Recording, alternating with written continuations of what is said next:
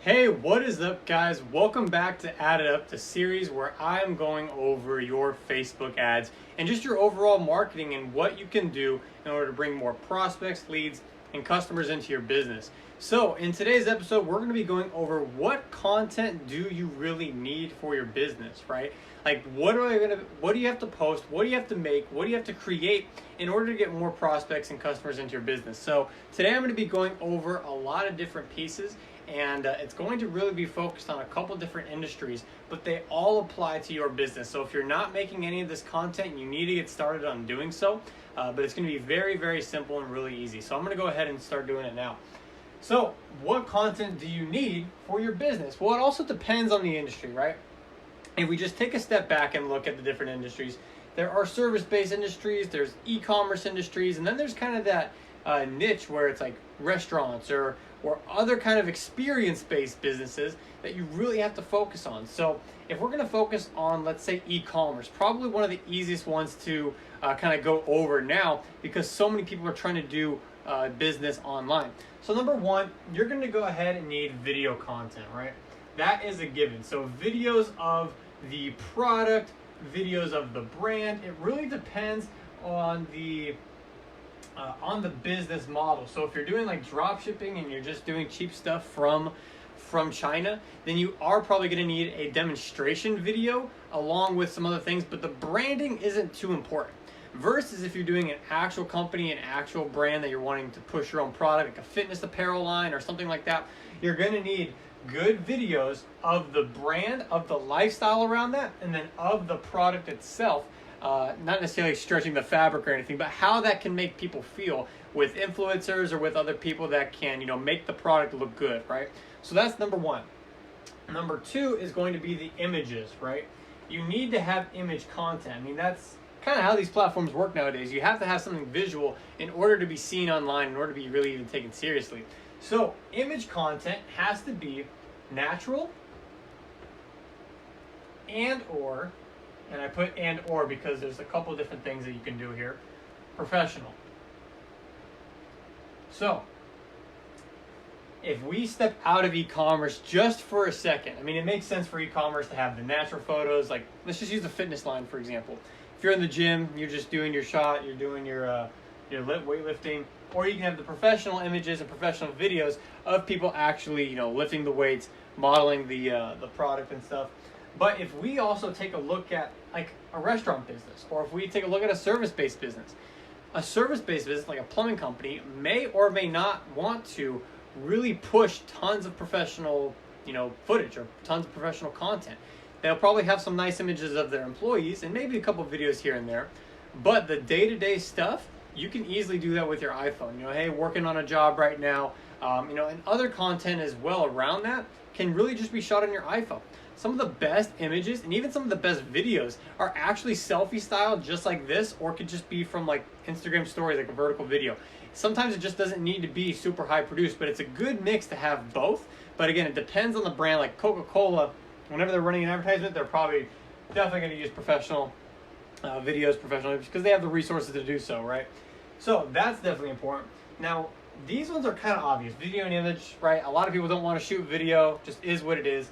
But what are the alternatives to this that you can probably use in your business, right? Well, there's a couple different ones. Number three is audio, and that can be spliced from the video, but audio can just be like a podcast or maybe some sort of interview that you did, and you're just splicing the audio off of that and putting that on audiogram, which is kind of like an image that has the wavelengths going, and you can kind of go ahead and use that as content.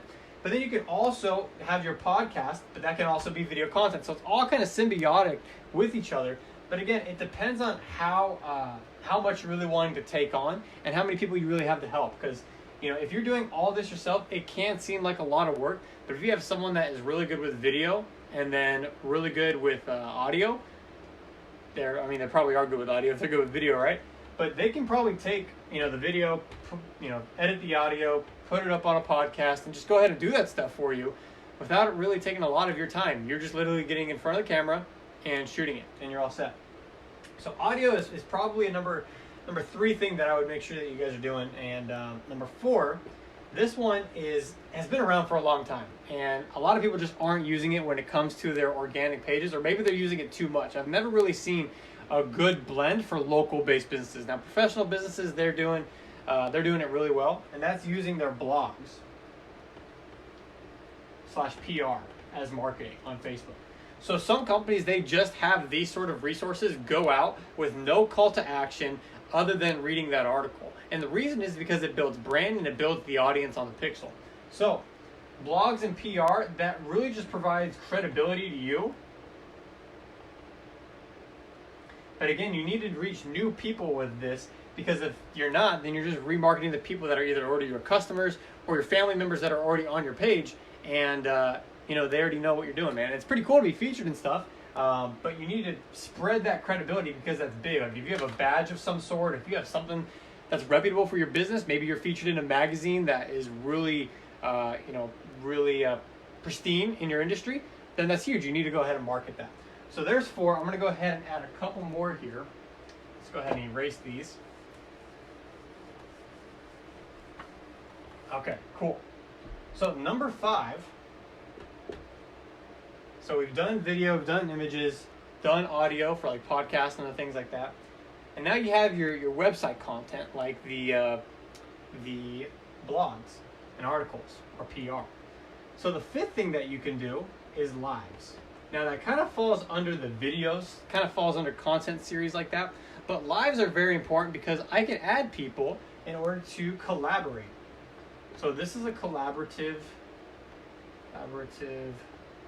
system in a way, where you can build your audience and build engagement. You can do this on Instagram, you can do this here on Facebook, and it's really to kind of make people want to see your lives, because then they can be featured on it. I know a lot of people do this, and they do it very, very well. A lot of the top entrepreneurs will do this on their Instagram, and they're just kind of flash lives that they do in order to really keep the engagement high. That's really, really important, especially because Instagram organic is going down. A lot of things are moving to paid advertising, so you just got to do it. So lives are for a lot of different businesses, can be very, very important. Now here's kind of the 6th thing, and it's not even really correlated to digital marketing itself. It's really just doing the online advertising. Here we go. It's not usually even using online advertising. It's using events that are near you in order to get content from. So I would go ahead and just put on events. So events, this is kind of like, either you can do local events or you can host your own events, depends on what scale you're at. But the events, this is kind of content that you can get from all the previous all the previous content pieces, such as the video, the images, the blogs, the audio, the lives. You can do all of that within an event, but then also create images and stuff around the event. So events are kind of the last content heavy, I would say, platform or content heavy situation that you can use that can encompass all previously mentioned points here. So I hope this helps. Again, images, videos, audio. Then you want to go ahead and head over and use the blogs that you already have and just start posting those as well. Do lives to collaborate with others, and then if you put on events, you can go ahead and just use all of that content from the event. It really helps with your brand, really helps with your business. So I hope this helps, guys. If you guys have any questions on your Facebook ads, if you guys have any questions on your marketing, you can always reach out to me. Visit therobertjmiller.com. Again, that's therobertjmiller.com. And you can go ahead and comment below if you're watching this live, or if you're watching it on a replay. Go ahead and put #replay. But I hope to see you guys in the next video. We're going to be going over another great segment in episode 13. So I look forward to seeing you guys soon and going over some more info. Have a good one, guys.